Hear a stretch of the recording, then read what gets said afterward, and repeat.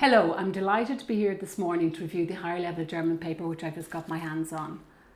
Today's higher level paper will be very well received by all students as it mirrors and reflects the students' material that they would have covered in their oral throughout the year. There was scope here for all students and it rewards the people who would have learned very well for their oral. No surprises in this paper, it's typically the paper of previous years.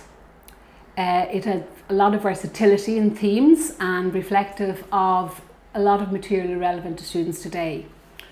As we look at the first comprehension, it was very interesting and it discussed over a 30-year span the career of a writer and how he discovered his talents through rummaging through recycling papers and how he became a very well famous author, and at the same time led a double life where every morning he went out and rummaged through the recycling paper to find new material. It's a very interesting, and it definitely had a lot of scope for all students, and language relevancy would also be very important here. Students of weaker ability would have had scope here as well as the higher level students. So challenging in certain little areas, but an absolutely very fair first comprehension.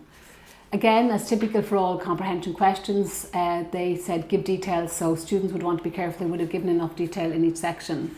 The grammar gave scope to all levels. We had, as typically common in the German paper, we had to put present tense, imperfect verbs into the present tense, which was very nice, and then the relative pronouns. So that was, and students had a choice, so scope there for all students. Second comprehension was very relevant and mirrors again the oral material. It was on teenagers living without their smartphones. Totally the opposite of what we'd expect. It was a very interesting comprehension, language very competently relevant to students, and we had a picture sequence on mobile phones and bullying. So there was something there for everybody and a really interesting topic. So I think students should be very happy with that.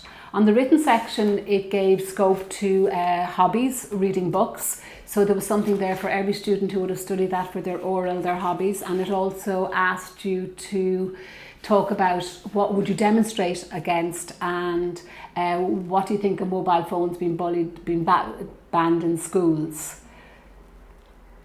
Really relevant material, really relevant to students in the context of their material that they've covered.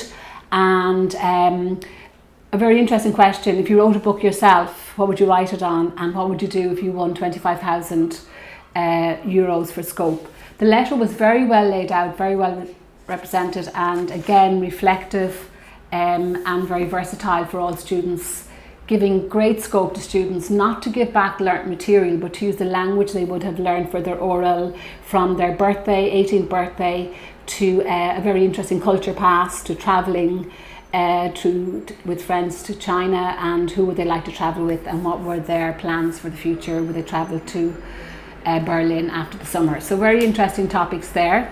So the last section would have challenged students on the linguistic side, and it is a choice between a letter and short essay, so students had loads of choice there.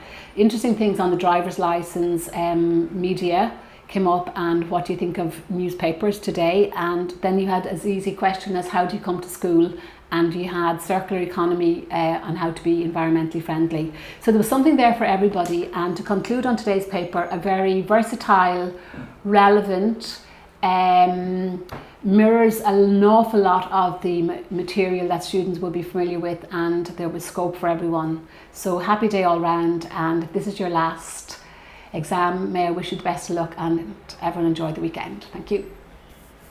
Perfect.